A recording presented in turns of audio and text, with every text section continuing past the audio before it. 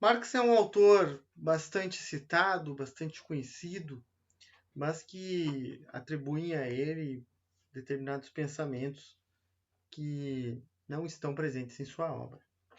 Então, na verdade, há muito mais se fala do Marx do que concretamente ele é lido. Tá? Então, assim, ele é um autor bastante complexo e que escreveu muito. Então, eu vou trazer uma apresentação dele aqui em etapas que certamente ainda será incompleta, dada a vastidão do trabalho dele. Tá? Vou começar então falando aqui sobre aspectos metodológicos e filosóficos dele, tá? E alguns conceitos iniciais. Inicialmente, assim, vida e obra, né? Marx, é, ele era bastante estudioso, né? Estudou bastante, estudou russo, geologia, filosofia, direito, economia, política, física, matemática e história. A formação dele é formal mesmo, direito, que é onde ele inicia, depois história e filosofia, que é onde ele faz doutorado. Ele termina o doutorado dele com 23 anos, estudou nas universidades de Bonn, Berlim e Jena, melhor. E a profissão dele, quer dizer, apesar de se doutorar cedo e de ser bastante estudioso, ele, por ser um autor radical, ele não consegue se inserir na academia e acaba tendo bastante dificuldades financeiras ao longo da vida dele e trabalhando como jornalista em diversos órgãos. Bom, então, é, ele é um autor que escreveu muito, como eu disse, né? Vários livros. E com profundidade sobre diversos temas, né? Então ele tem várias facetas, não é? Então eu vou tentar analisar essas facetas do autor e também que mudam ao longo do tempo. Né? Ele é um teórico social, né? Ele é um dos pais da sociologia, certo? Ele é um teórico econômico, influente no pensamento econômico, crítica da economia política. Ele é um filósofo que também inaugura uma forma de pensar dentro da filosofia. E ele é um militante político. Né? Então é preciso distinguir essas facetas do autor e a abordagem que ele tem né, em diversos livros. Né? O livro mais conhecido dele é O Capital, né? Que é o último trabalho dele, que ele não conseguiu completar, e que muito se trata do Capital, mas na verdade ele tem uma obra mais vasta. E bastante conhecido também o Manifesto Comunista, que é um livro mais de militante político, tá? Então, não tanto analista e mais um militante nesse livro aqui. Eu queria falar também que eu estou falando aqui do Marx, mas na verdade colocando junto também o Engels, né? Que é um autor que ele escreve junto vários trabalhos junto com Engels. Né? Então, na verdade, a gente está tratando de dois autores. Alguns trabalhos ele escreveu sozinho e outros ele escreveu com Engels, tá? Então, assim, do ponto de vista das influências teóricas, ele leu todos os economistas anteriores a ele e tem uma influência muito grande do Davi Ricardo, do Adam Smith também, mas do Ricardo, que é um seguidor de Smith, não é? Na filosofia, Hegel, né? Ele também, em alguns aspectos, na forma de pensar Darwin, até chega a citar Darwin numa carta dele, Feuerbach e também os socialistas utópicos. Né? Todos esses autores são influentes no pensamento dele. E o Marx, assim, ele é influente na economia, na ciência política, na sociologia, na geografia, na história, na pedagogia, na filosofia e nas relações internacionais. Tá? Então a gente precisa inicialmente ter uma dimensão, né, de quem se trata, não é? Porque ele é um autor que inaugura uma linha né, de pensamento em diversas áreas, não é? Então ele, quer dizer, existem, por exemplo, existem correntes, não é? Existe o liberalismo, né, que tem uma série de autores, né? Existe o keynesianismo, que surge a partir de Keynes, evidentemente. E o marxismo, né, como a gente sabe. Então, o marxismo que está presente em todas essas áreas do pensamento. Né? Então, ele inaugura uma corrente, né, de pensamento em diversas áreas. Tá? Então, é claro que se trata de um autor de alto relevo. Né? Bom, ele com 25 anos já escreveu o primeiro livro, já se doutorou com 23. Com 30 anos ele já tinha escrito 7 livros, né, de alta complexidade e extensão. Eu não sei quantos livros ele escreveu, né, mas é aproximadamente 20, mais ou menos, né, todos bastante profundos e difíceis de ler, inclusive. Só para a gente ter uma dimensão, né, o Adam Smith, que é um grande autor também, ele escreveu 2 livros, não é? E o Ricardo, ele é conhecido por um livro que ele escreveu. Né? Então, o Marx ele tem vários livros mais conhecidos, que eu já disse, mas ele tem vários livros, né? E de diversos temas. Então, é claro que ele é um autor, um grande intelectual, né? A pessoa pode gostar dele ou pode odiar, mas é preciso reconhecer que trata-se de um grande intelectual, um dos maiores, né? Do século XIX, sem dúvida, né? E da história do pensamento social, pelo menos, ele é um dos maiores, sem dúvida nenhuma, né? Dada a influência que ele teve no pensamento e na história, tá? Na política, enfim. Ele constitui, né, uma concepção ontológica, né, epistemológica, uma compreensão da natureza humana, né, uma compreensão da sociedade e do processo histórico. Né? Bom, então, ao mesmo tempo, ele se debruça sobre ombros de gigantes. Né? Ele parte dos clássicos do ponto de vista da economia, só que com uma compreensão filosófica e metodológica bastante distinta, que é o materialismo e a dialética. Tá? Então a gente vai ver um pouco assim dessa questão inicial aqui de método e filosofia. Né? Ele era um filósofo, lembrando, né? Então, o materialismo histórico, né? O materialismo histórico é quer dizer, em diálogo aqui com os autores liberais e tal, que compreendem a sociedade a partir do indivíduo, não é?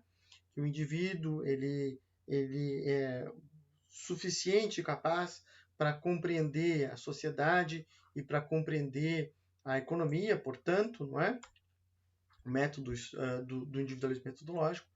Bom, é claro que para o Marx essa concepção não faz sentido, não é? Ao mesmo tempo, ele está dialogando com alguns autores, no caso da filosofia, que buscam compreender a realidade, mas que partem de crenças, não é? Ou então de uma concepção do que gostaria que fosse o mundo, não é? Que seria o idealismo. O Marx ele discorda dessas visões e ele diz, olha, é preciso compreender a realidade social a partir da história, não é? Olhar para trás, não é? Para a gente entender o que nós somos. Não é? Então, a história humana é o que faz a realidade presente. Né? Então, essa sequência histórica, ela tem um nexo, ela tem um sentido, né? E ela explica o que é a sociedade e o que são os indivíduos. Né? Então, é o materialismo histórico. Tá? Aqui ele está criticando, né, o que ele chama de idealismo, né, que seria vários autores, né, mas eles, por exemplo, né, vamos supor os socialistas utópicos, que o Engels que dá esse nome, né, que supostamente estariam construindo uma sociedade, né, a partir daquilo que eles gostariam que fosse. Mas, olha, a gente tem que olhar a sociedade como ela é e olhando para trás para compreender esse presente, não é? O materialismo histórico. Então, a história é um nexo que articula o meio social, né? E a partir da compreensão histórica é que ele vai procurar fazer teoria. Tá? Então ele compreende também que o Feuerbach é um autor que influenciou ele, não é? É idealista, né? Nesse sentido de construir a partir de crenças, né? A concepção filosófica, no caso. Tá? Então, né, a história, e no caso, ele vai avançando ao longo do tempo, né? A gente está falando do autor que escreveu durante muito tempo, mas ele começa na filosofia, no direito, na verdade, vai para a filosofia, história e depois economia e política, né? Então, assim, é preciso compreender a sociedade. Ao longo do tempo, ele vai chegando à conclusão, lá depois que eu vou falar isso mais à frente, de que a história e a sociedade, no caso a sociedade, o que formam as relações sociais, é muito influenciado pelas relações materiais, ou seja, pelas relações econômicas, não é? Então, ele vai centrando ao longo do tempo a sua análise para as relações econômicas, para a economia, para explicar então a sociedade, tá? Então as relações materiais e a formação histórica é que explicam em grande medida a sociedade, não é? E as interações sociais, tá? Então esse o materialismo histórico, né? O Feuerbach, que é um autor que ele dialoga e que teve influência dele, mas que critica, o Marx é um autor que critica todos os autores que ele partiu, não é? E o Feuerbach discute a essência verdadeira e antropológica da religião, né? E a essência falsa ou teológica, né? Então, assim, que é um aspecto que vai estar presente também no pensamento do Marx, mais à frente eu vou tratar, alienação, né? O Feuerbach entende que a religião é uma forma de alienação, né?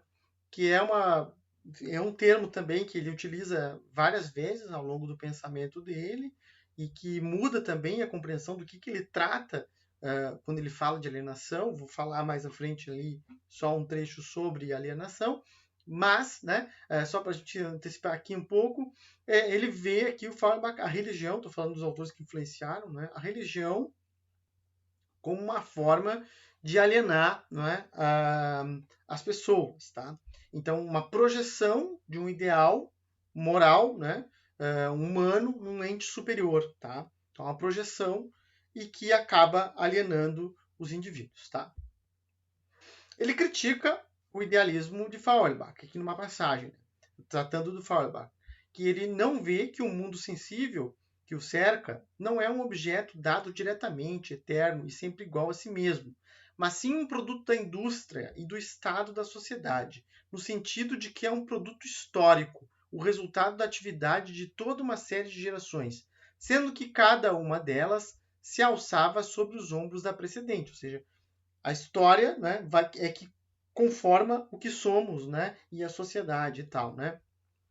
Os objetos da mais simples certeza sensível são dados a Feuerbach apenas pelo desenvolvimento social, pela indústria e pelas trocas comerciais, tá?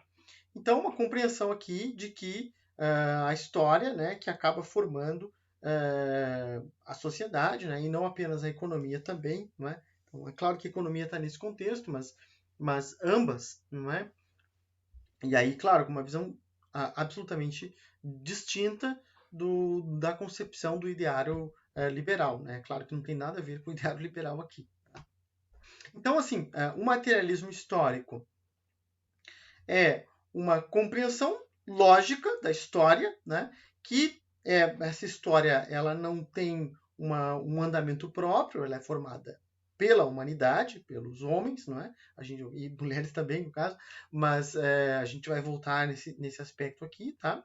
Mas então é a ação humana que acaba influenciando, né, e transformando a realidade, né? Então esse é o materialismo histórico.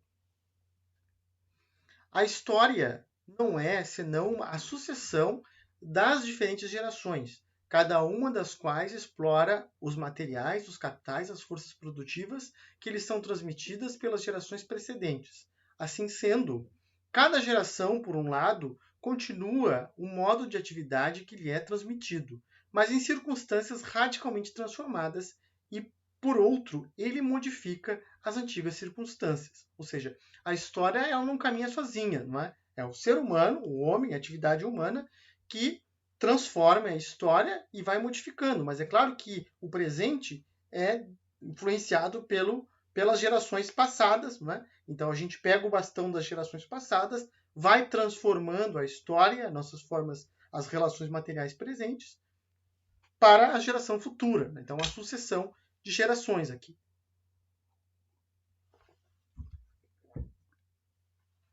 Então, né, do ponto de vista metodológico, os fenômenos são explicados a partir da história, não é? Que forma o sujeito e a estrutura. Depois eu vou voltar nesses conceitos.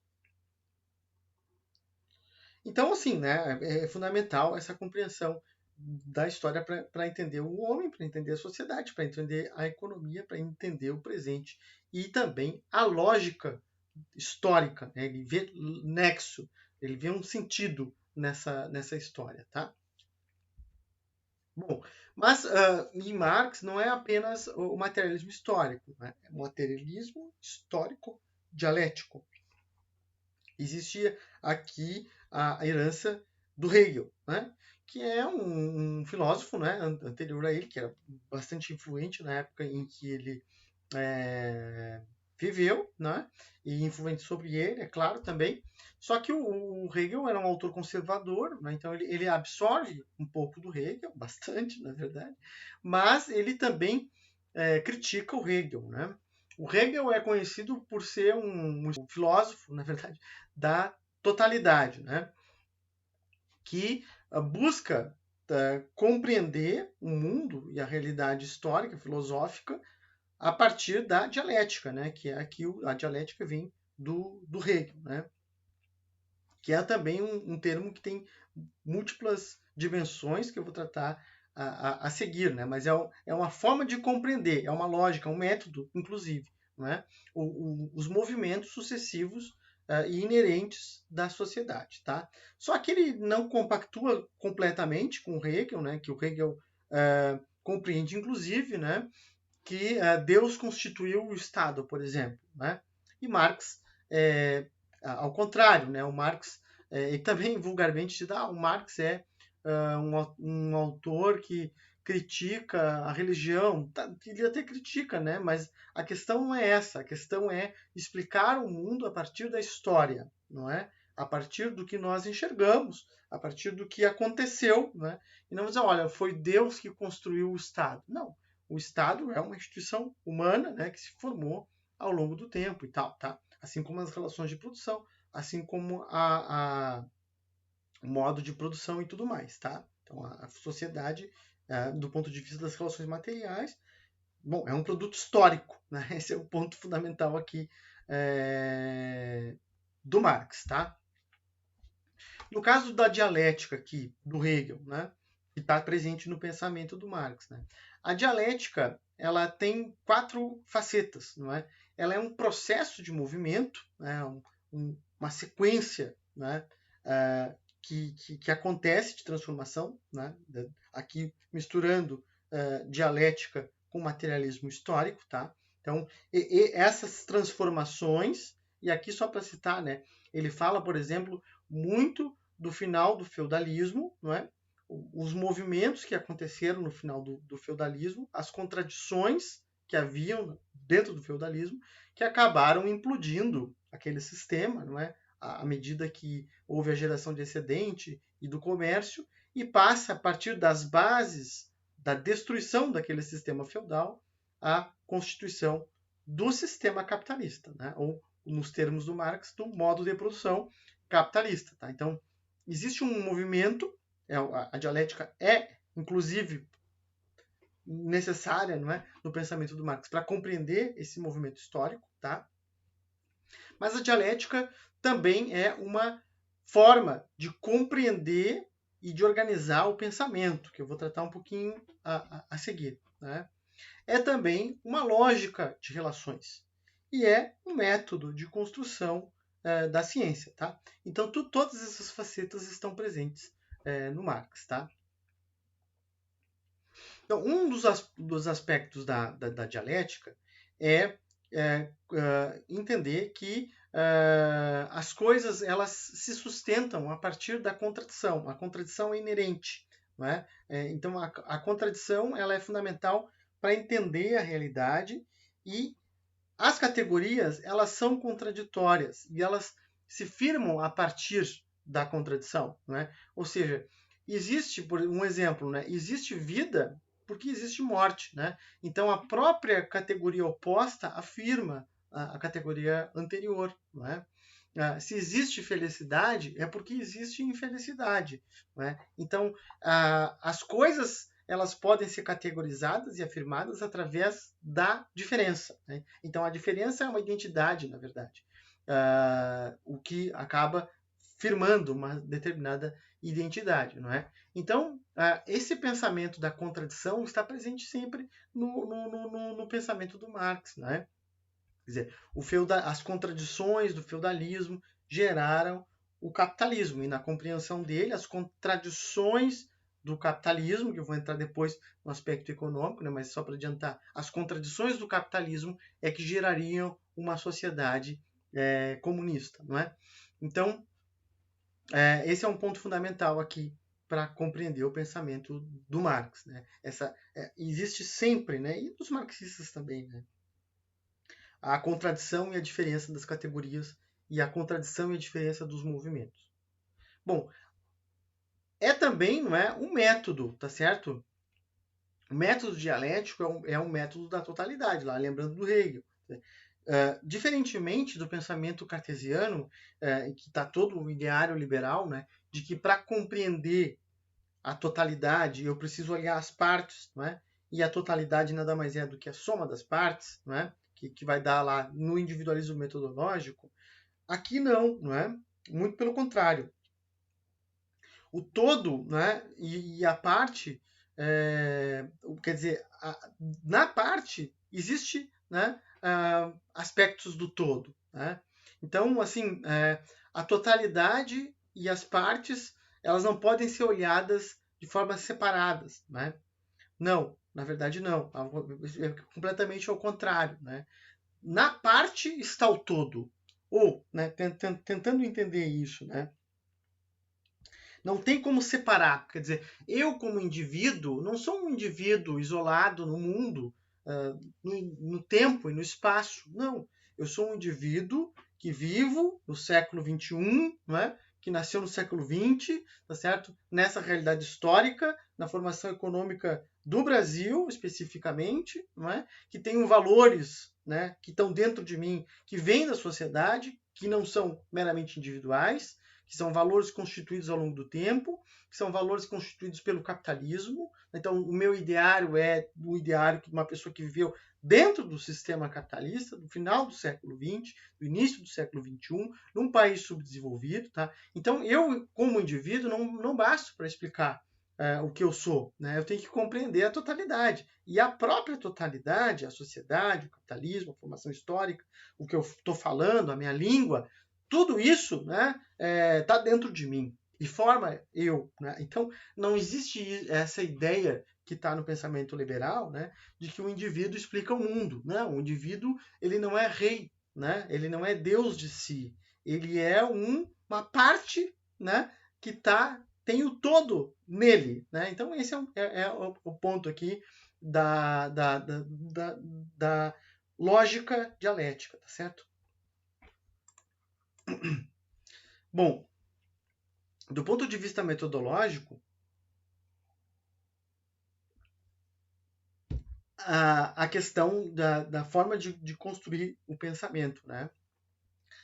A realidade sensível ela é construída a partir, inicialmente, da observação. Né?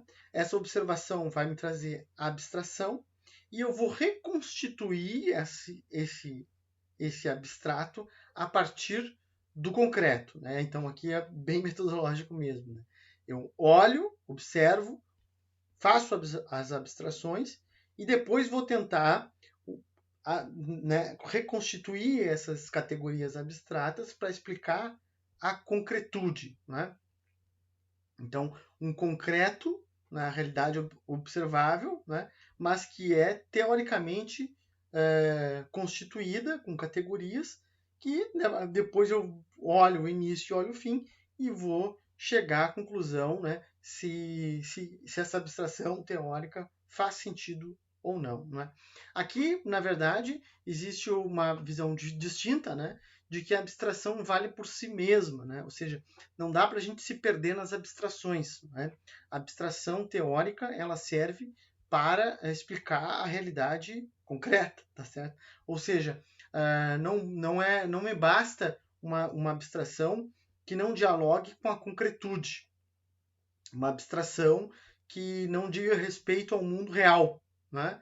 Que existe muitas vezes no pensamento econômico, por exemplo, tá? Que alguns autores aí, né, não se preocupam em ter uma concretude do pensamento abstrato. E aqui é fundamental, né, que essa abstração dialogue com a realidade concreta e que eu consiga explicar a realidade a partir dessa abstração, tá? Bom, a dialética é também um movimento, né?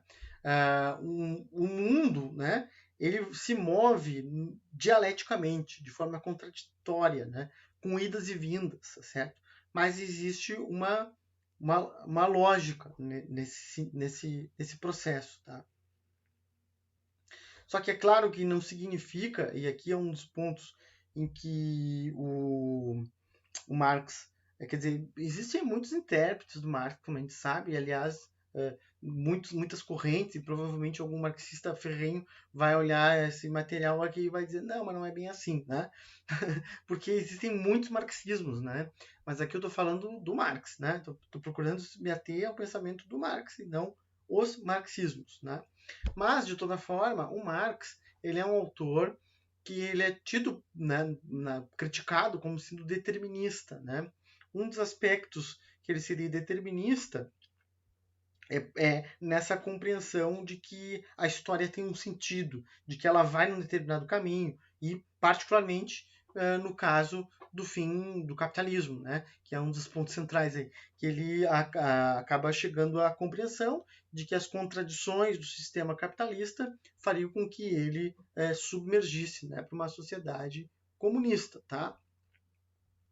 Então, só que, ao mesmo tempo, na verdade, no pensamento dialético, não é assim que funciona, porque o mundo ele está indo num sentido, mas não necessariamente num sentido contínuo, né? Eu tenho sempre infinitos futuros previsíveis ou imprevisíveis, não é?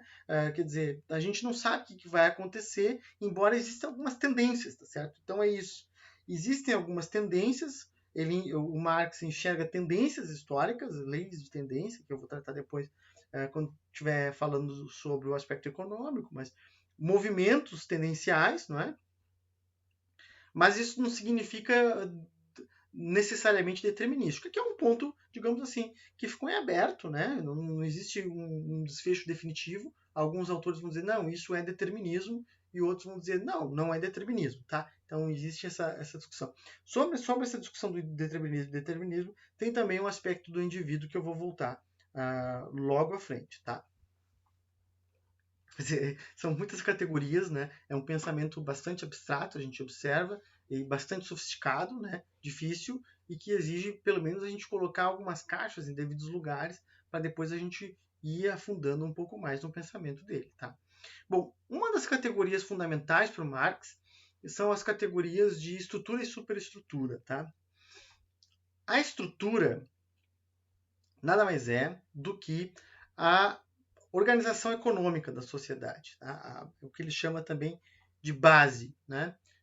Isso aqui já indo para um autor um pouco mais maduro, né? Porque vários pontos do que eu falava ali, não fiz essa introdução, era do jovem Marx, né? Que falava mais de filosofia quando ele tinha em torno de 30 anos, e ao longo do tempo, acho que eu disse, né?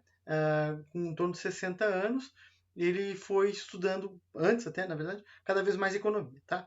Então, assim, a estrutura é a base econômica, que acaba sendo fundamental no Marx maduro, né? Quer dizer, ele vai dizer, para entender a sociedade é preciso entender a história. Para entender a história é preciso entender de como se formou e o que organiza a nossa vida. Bom, boa parte da nossa vida é organizada e determinada pelas relações econômicas, né? O tempo de trabalho, né? A forma de organização, o acesso a bens, a propriedade, tudo isso, né?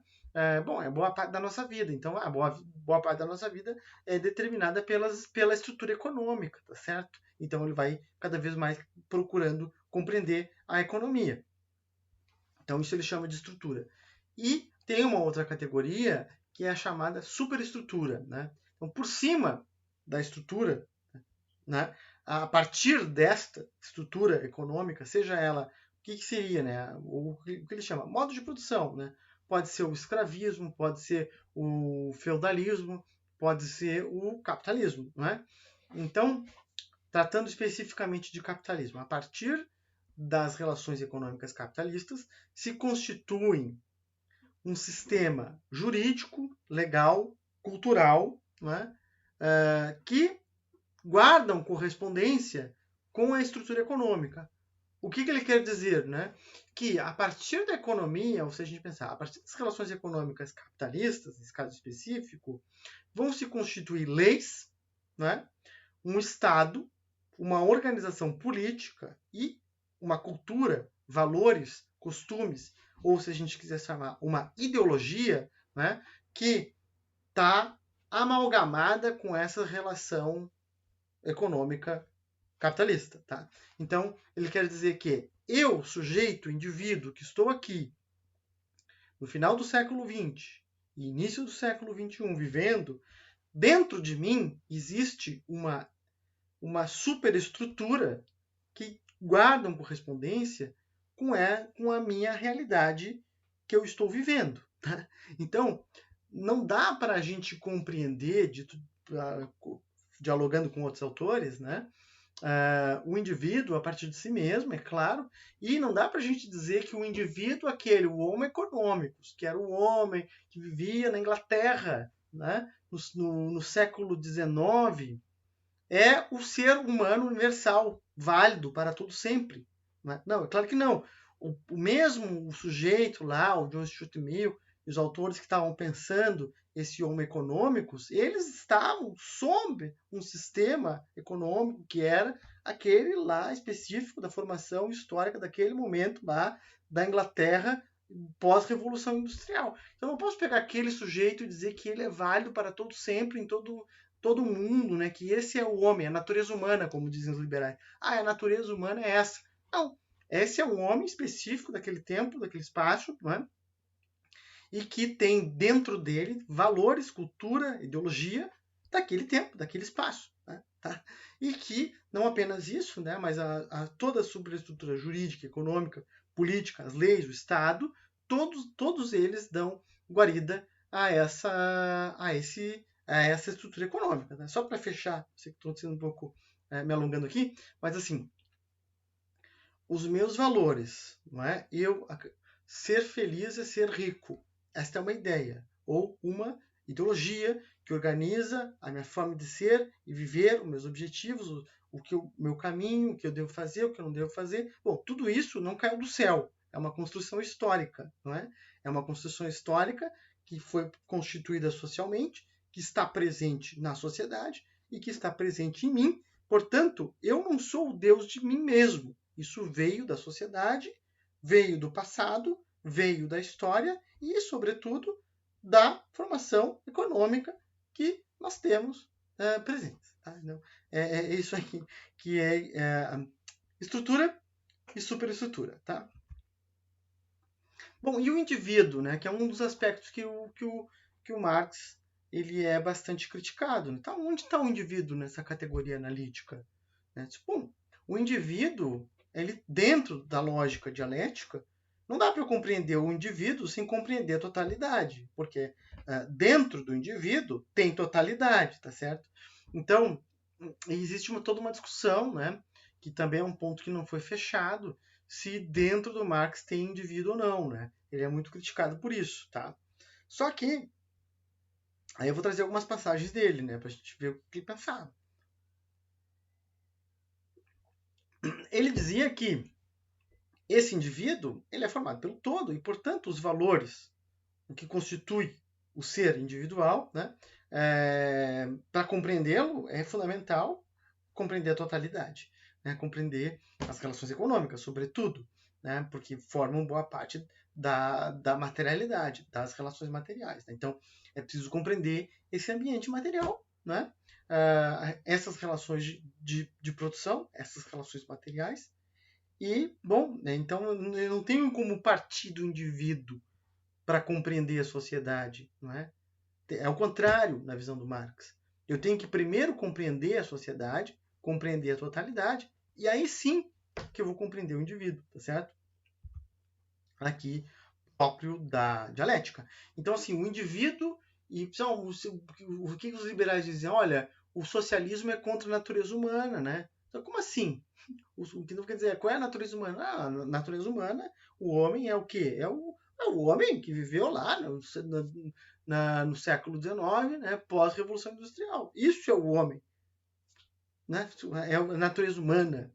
Como assim? Né? Não, isso é um homem específico daquele tempo, daquele espaço, não é? Certo?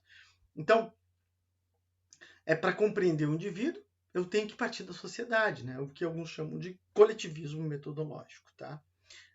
Então, ele tem um trecho lá que eu vou citar, né, de que o indivíduo é o ser social, nesse sentido. Né? Ele é constituído socialmente, principalmente pelo modo de produção. Tá? Então, esse é o ponto aí. Né?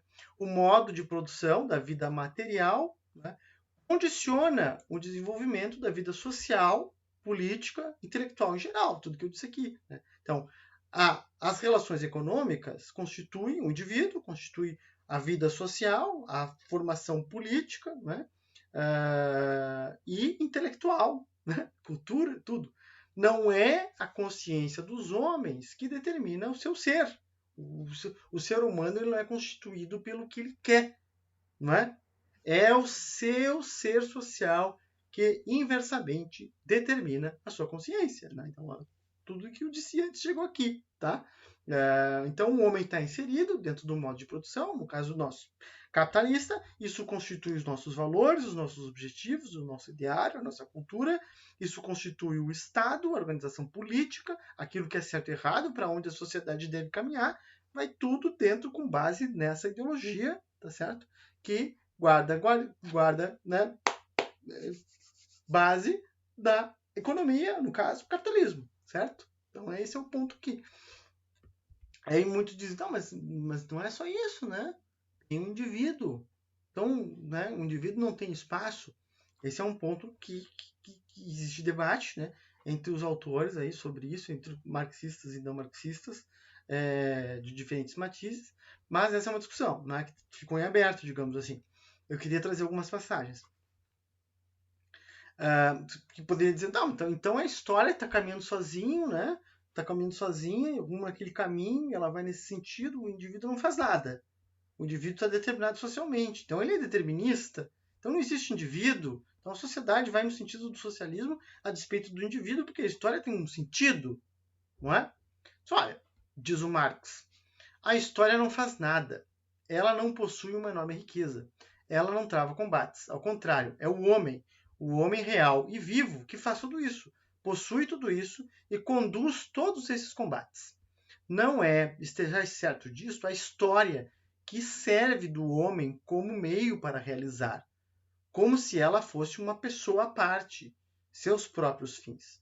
Ela é apenas a atividade do homem que busca seus próprios fins. Né? Então, o homem, a humanidade, né, que constitui, que possui uma enorme riqueza, que trava combates, né, que constrói a história, e essa história, é claro que influencia, novamente, né, a humanidade e os valores, a cultura, a base econômica. Mas quem fez isso foi a própria individualidade, né? Foram os indivíduos, tá certo? Então, aparentemente existe sim um indivíduo, né? Que constrói, tá certo? O homem produz o homem, né? Ele forma a si mesmo e ao outro homem, assim como o objeto, a produção, que é o acionamento imediato da sua individualidade e, ao mesmo tempo, a sua própria existência para outro homem. O caráter social é o caráter universal de todo movimento. Assim como a sociedade mesmo produz o homem enquanto o homem, assim ela é produzida por meio dele. Né? Então, nós homens e mulheres, constituímos a nós mesmos, constituímos os outros, constituímos a produção, constituímos a ideologia, constituímos a base econômica, constituímos a base, a superestrutura e a estrutura, a ideologia, a cultura, os valores, né? E também somos construídos e constituídos por tudo isso num processo sequencial histórico, né? Materialismo histórico, tá certo? Então é isso. Né? Essa é toda a concepção filosófica e metodológica do Marx. Nota que é bem complexo, né? Muito mais do que a noção do individualismo metodológico. Não, o ser humano ele é o que ele é o que ele gosta, ele faz o que ele gosta, e ele gosta de ter uma riqueza, e assim que ele vai maximizando sua utilidade em qualquer lugar, qualquer tempo, qualquer espaço, isso é o homem. Né? Não, aqui não, né? Um homem é muito mais complexo, condicionado pelas relações econômicas, pelas relações políticas, pela história, né, pela humanidade e também por si mesmo, né? E aí é um aspecto, quer dizer, que é contraditório. Essa é uma leitura do pensamento do Marx, tá? Mas eu vou trazer algumas passagens dele, certo? O homem, ele tem... Aqui eu estou voltando ao Marx jovem, né, de 30 anos, que tratou desses temas, da individualidade, do que é o homem, do que é a natureza, né, um filósofo, tá certo? Então, o homem ele tem uma parte que é biológica, que é imutável, tem as condições históricas, sociais, né, que é um processo histórico, e tem também esse aspecto que ele diz que o homem forma a si mesmo e forma os outros. Né?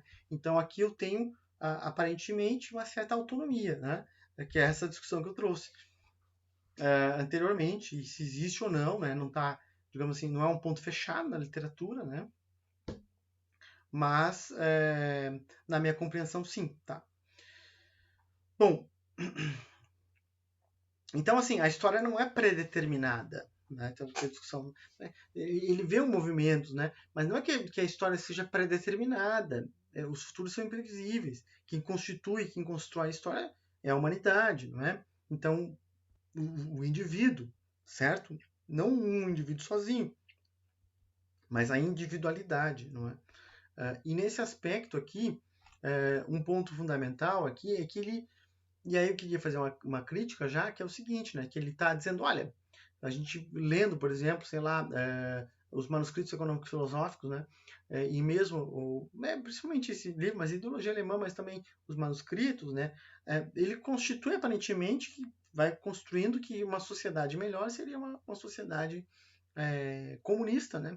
E posteriormente no Capital e que ele vai compreender, vai buscar compreender melhor o capitalismo e as contradições do capitalismo, ele lá no final vai chegar à conclusão de que, né, bom, as próprias contradições do capitalismo iriam destruir. Não se trata de um desejo, mas a compreensão econômica do capitalismo e dessas contradições vão gerar então uma sociedade outra, né? E aí, bom, vou discutir isso aí depois. Mas só para dizer que, para fazer esse link aqui com o aspecto filosófico, de que, né, por mais que ele diga que, bom, os socialistas utópicos eles tinham sociedades pré-fabricadas, né, na sua cabeça, e eles queriam que fosse assim, então eles escreviam sobre isso é idealismo, né, isso é utopia, tá certo? Inclusive o socialismo utópico e tudo, porque tu parte do ideal e não da compreensão real e material da objetividade concreta da materialidade histórica, né?